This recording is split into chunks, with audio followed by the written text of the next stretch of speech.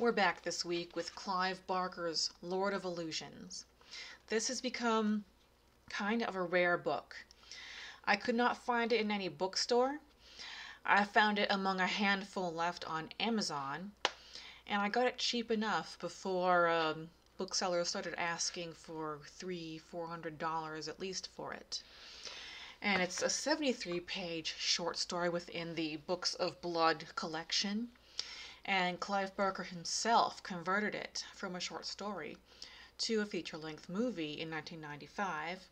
And instead of changing it dramatically the way most screenwriters do when they convert books to movies, he just added some layers and fine-tuned some of the character traits to make everything come together and flow appropriately.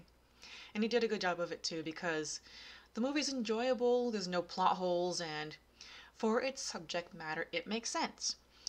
The central theme in the book and the movie is that the Lord of Illusions, Philip Swan, really pissed off the wrong people, and now they're coming for him. And in the book, the wrong people who are pissed off are, otherworldly demons who he sold his soul to for all the magical knowledge he has.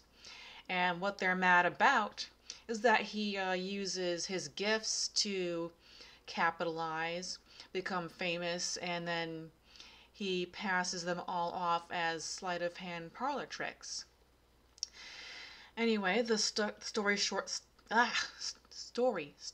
off with Philip Swan being killed because one of his tricks goes belly up, and his widow, Dorothea, hires Detective Demore to guard his body, with the assistance of his right-hand man, Valentin, because they know that Butterfield is on his way to collect that body to, commit the nefarious retribution he has in mind for his transgression of, passing off the mysteries of the universe as pulling rabbits out of hats. So, as the demonic Butterfield closes in, it's revealed that Valentin and Dorothea are actually otherworldly beings disguised as humans. In their real form, they have scales and they have wings, and Butterfield's real form is also a demon. Now, as these demons and these otherworldly beings fight, Swan's body reanimates and self-cremates, and the job is done.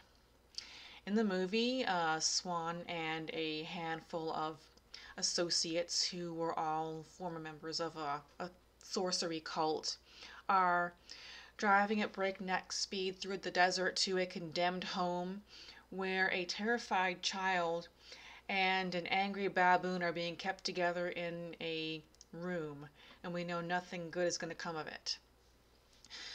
What we find out is that this is a child sacrifice being committed by this guy Nix to, obtain all the secrets and all the mysteries of magic in the universe to be able to become godlike. But Swan and his associates arrive just in time to put a stop to it. They save the child. They kill Nix. Well, actually, the child kills Nix with a gunshot to the back. And the former cult members perform a ritual with an iron mask and a very deep burial to ensure he never comes back. They just forgot about Butterfield, his most loyal devotee, who's going to come back when he has enough power to exact his retribution and bring back his leader. Which is where Demore comes into the picture 13 years later. Some of the other group members from that little rescue team are turning up dead, so Swan and Dorothea know what's coming and they bring in Demore. Then Swan fakes his own death by making it look like one of his tricks goes belly up, and then Nix rises from the dead, the cult members come back together, Dorothea is captured, and there's a big showdown, ending with, a mortally wounded Swan using what little bit of ability he has left to condemn the undead Nix straight to hell.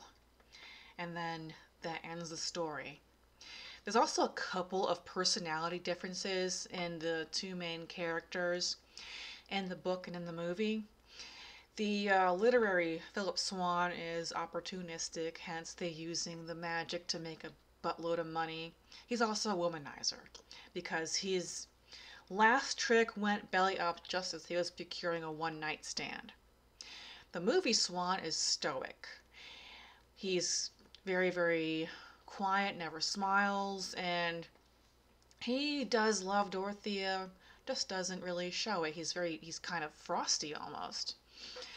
In the book, Dorothea is the otherworldly being who is protecting Swan. She's also described in the book as, a former prostitute, but that could be just a cover.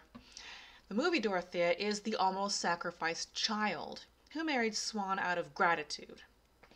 And that's everything to know about the book and the movie Lord of Illusions.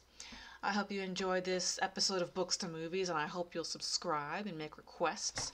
And I hope I'll see you next time. Thank you.